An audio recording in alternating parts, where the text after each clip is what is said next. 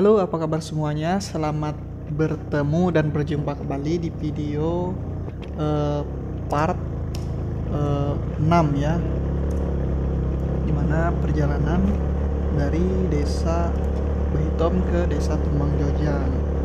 Alhamdulillah ya, sampai saat ini tidak ada kendala berarti yang saya temukan di jalan selama perjalanan, dan kondisi cuaca sampai dengan posisi saya saat ini alhamdulillah cerah.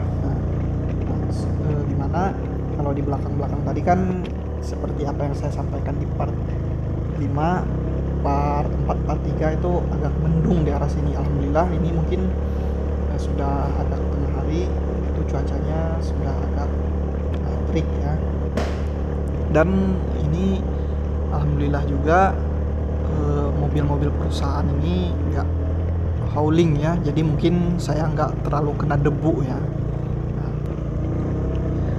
Untuk posisi ini saya berada di daerah atau jalur yang cukup terkenal bagi para teman-teman atau penonton yang pernah ke Laas atau para sopir yang biasa ngangkut barang itu ya. Ini wilayahnya namanya wilayah jalur tengkorak, teman-teman. Saya nggak tahu kenapa disebut jalur tengkorak. Yang saya tahu jalur ini ketika zaman dulu itu ya, yang masih belum ada perusahaan batubara, ini jalur yang sangat-sangat berbahaya sekali.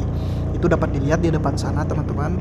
Itu sebenarnya ada jalur kanan ya, kanan.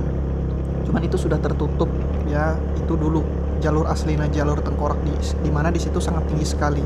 Nah sekarang karena ada perusahaan batubara, jadi kayaknya mereka cutting nih bukit yang di depan sana, jadi bikin jalur baru, jalur kiri. Sebenarnya ini jalannya di bagian kiri saya ini dulu ada jembatan ke arah jalur kiri sana, tapi sekarang jadi cutting mungkin biar mobil-mobil yang membawa batubara yang dengan muatan yang cukup berat itu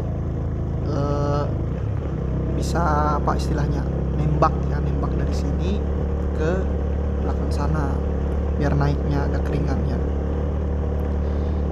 Di sini zaman dulu itu konon katanya teman-teman sering terjadi kecelakaan. Itu kita nggak tahu ya, apakah memang ada campur tangan makhluk halusnya atau memang itu murni jalur yang cukup rusak. Karena dulu itu kan cuma apa istilahnya perusahaan kayu aja yang lewat sini, perusahaan batubara belum ada. Dan perusahaan kayu itu terkenal, mereka itu ya istilahnya selagi masih bisa dilewati sama mobil yang bawa kayu atau apa, mereka nggak ada yang istilahnya bawa istilahnya bersihkan atau apa. Kalau perusahaan batubara ini kan perusahaan tambang ini mereka mengutamakan akses dan kecepatan, mengutamakan mobilitas intinya. Bukan mengutamakan kuat enggaknya mobil tersebut ya. Perusahaan kayu itu teman-teman, dia meskipun jalan rusak, kalau ibaratnya mobilnya nggak bisa lewat, kadang mereka itu membawa satu alat berat untuk menarik mobil mereka yang terjebak tuh. Jadi nggak ada istilah mereka itu memperbaiki yang terlalu baik. Memang ya dibaiki dikit-dikit, paling cuma didorong atau apa. Kalau perusahaan batubara ini kan biasa mereka dikasih disapu, dikasih batu, terus dikerasin sama mobil kalau kami di sini sebutnya mobil stopnya itulah, alat beratnya untuk menghancur biar batunya tuh nancep ke tanah itu kayak gitu. Jadi mereka ibaratnya telaten dengan jalur mereka, karena kan ya perusahaan batubara ini kan mengutamakan itu tadi, mobilitas. Karena kan ya sistem batubara itu kan mungkin ya per kontrak ya, mereka jual batubaranya mungkin ada perusahaan ini ngontrak sekian harus dikirim sekian. Kalau mereka ibaratnya keterlambatan ya mungkin ada dendanya juga, jadi menghindari itu. Nah, kalau kayu itu waduh, itu nanti teman-teman kalau ibaratnya mau ngeliat jalur perusahaan kayu itu nanti ke arah Laas menuju ke desa Tumbang Jojang ya sana. Di situ itu perusahaan kayu teman-teman, dapat dilihat nanti kayak mana jalannya itu sangat-sangat, enggak juga sih yang sangat rusak, cuman lumayan lah gitu, dalam artian nggak terawat lah istilahnya kalau perusahaan kayu. Makanya istilah orang tuh sakit kalau kita masuk jalur wilayah kayu. Kalau jalur wilayah tambang itu ya sudah enak.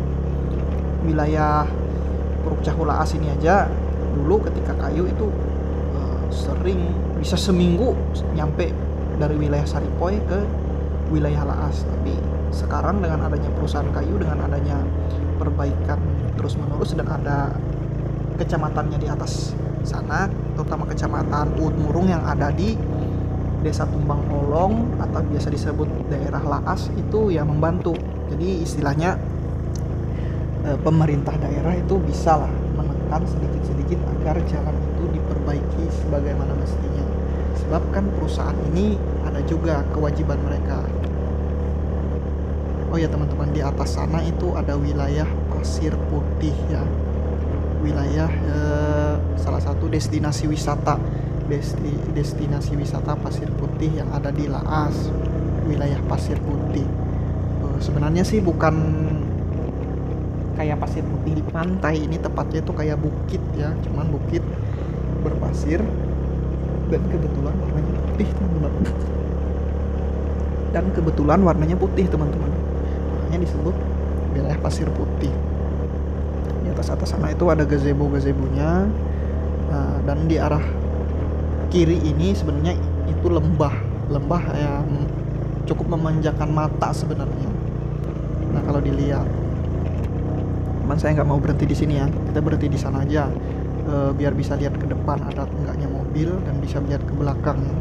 Kalau di depan Pasir Putihnya tadi ya agak kerawan ya, saya takut tiba-tiba ada mobil dari arah depan, kita kan nggak tahu itu, jadi kita menghindar aja. Nah, cuman ya itu tadi teman-teman, wilayah Pasir Putih ini sebenarnya wilayah destinasi wisata, cuman kelemahannya satu, itu wilayahnya nggak terlalu dirawat gitu. Banyak dirusak orang-orang tak bertanggung jawab, dicoret-coret lah apalah sama pilok segala apa. Oke, kita berhenti sebentar. Itu teman-teman, sana saya lihat, maksud saya yang lembahnya itu memanjakan mata. Ini sebenarnya kalau mau ngelihat ya hutan belantara yang masih perawan di sana sebenarnya. Kalau di sini ya, kalau di atas sini itu, kalau kami bahasa Dayaknya itu nyebutnya itu teman-teman hutan parenget. Iya, dicatat hutan parenget. Parenget itu maknanya nggak terlalu subur. Jadi kayunya itu sebenarnya kayu yang sudah tua sebenarnya, sudah berumur beberapa tahun, cuman nggak bisa berkembang ya. Istilahnya kalau bahasa anunya itu, kalau di manusia itu stunting. Itu sebenarnya kayunya itu stunting, nggak bertumbuh meskipun sudah puluhan tahun bahkan ratusan tahun, cuman kayunya itu stuck di situ aja. Apakah memang jenis kayunya atau memang karena sebab kontur tanahnya. Kalau di wilayah Pasir Putih ini dapat dikategorikan ya tidak begitu subur teman-teman, tidak seperti di wilayah Tanah Siang, seperti di kilometer 66 ke bawah sana ke arah Saripoi ya, dimana kilometer 66 itu tadi kan masuk wilayah Desa Olong Balo ya. Cuman nanti di dekat Laas itu kita akan ketemu lagi wilayah tanah subur, yang hutan yang belantara yang besar-besar ya. Kalau di sini masih dinamakan hutan pareng. Oke, kondisi cuaca mulai agak mendung dan ada bercahaya sedikit ya, mudah-mudahan nggak terjadi turun hujan, meskipun di depan sana dapat dilihat itu agak mendung dikit-dikit ya. Mudah-mudahan di wilayah Laas ke Desa Tumbang Jojangnya sana nggak terjadi hujan atau nggak terjadi seperti apa yang diinginkan ya. Maksudnya tidak terjadi seperti apa yang tidak diinginkan. Karena kan saya nggak mau kehujanan juga ya. Meskipun bisa melewati ya basah kuyup juga. Untuk informasi, di depan sana itu nanti ya wilayahnya akan melewati yang namanya wilayah Bunbun. Bunbun itu nama, nggak tahu ya apa nama sungai kah atau apa, yang pasti itu dinamakan untuk air terjun terkenal yang ada di Murung Raya. Jadi kalau namanya air terjun Bunbun itu ya adanya di Kecamatan Uut Murung. Sekarang itu sudah memasuki wilayah Kecamatan Uut Murung, teman-teman. Kalau Tanah Siang tadi kan kita sudah lewati. Nah, oke, sekarang kondisi cuacanya kembali cerah kembali. Dimana tadi videonya sempat saya cut ya, ada permasalahan teknis dikit. Nah, ini wilayah sudah mendekati Laas. Mendekati wilayah Bunbun.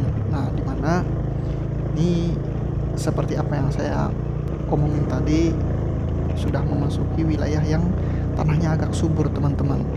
Nggak ada istilahnya hutan parenget yang seperti yang tadi saya omongin ya di daerah Pasir Putih. Oh, di sini sudah mulai subur. Untuk mata pencaharian tersendiri, masyarakat di sini umumnya ya seperti biasa ya nambang emas mungkin sebagai bikin peralatan rumah tadi, yang bikin ramuan seperti apa yang saya omongin di awal di video part 4 atau part 5. Kalau di sini di samping itu ada juga yang pencari gaharu ya.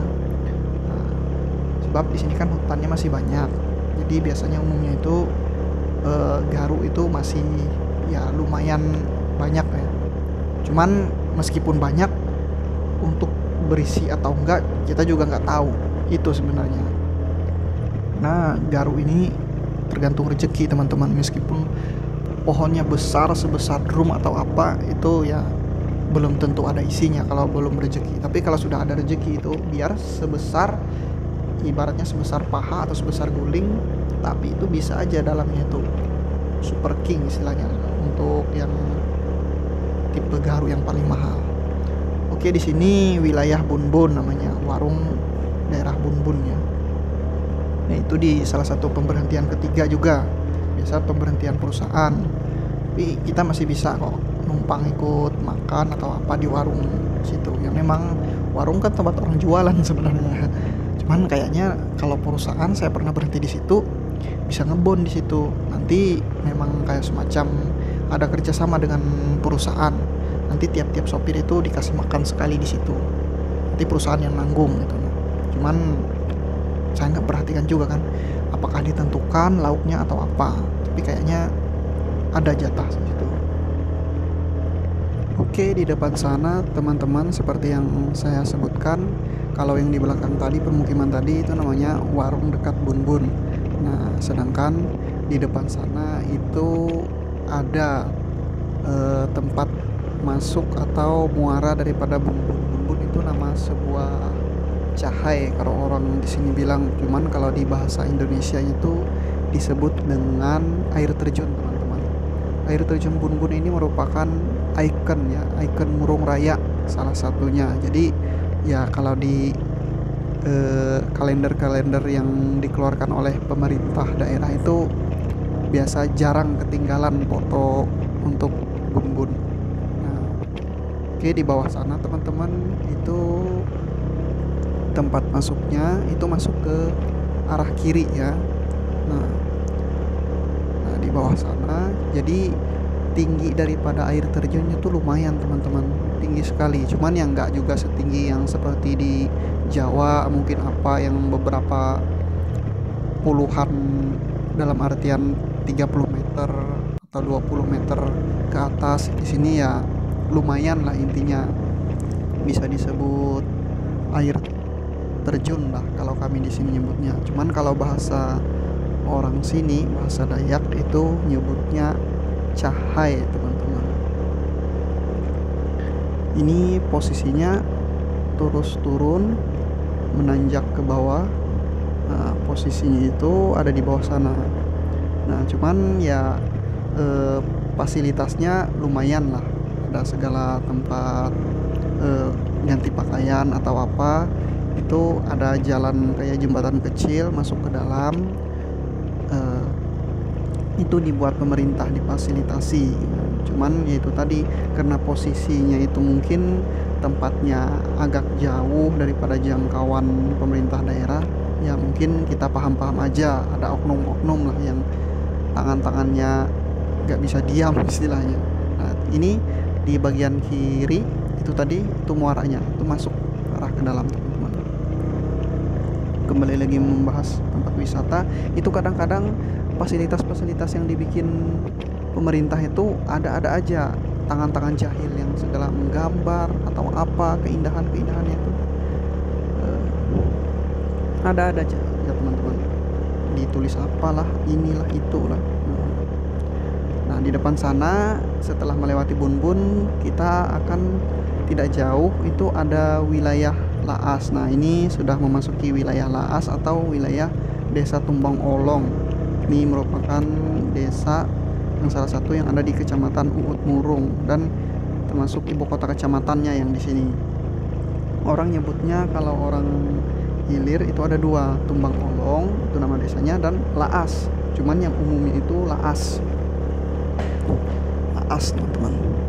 Nah di depan sana ada persimpangan, ada simpang 3 ya. Ya kita ambil ke jalur yang ke arah kiri. Kalau lurus itu nanti itu ke arah perusahaan Borneo Prima ataupun yang ke arah jembatan Pajai yang melewati menyeberang hulu Sungai Barito, itu tembus juga. Cuman kalau kita ibaratnya lewat sini, lewat penyeberangan, ini penyeberangan Lokiat, itu mungkin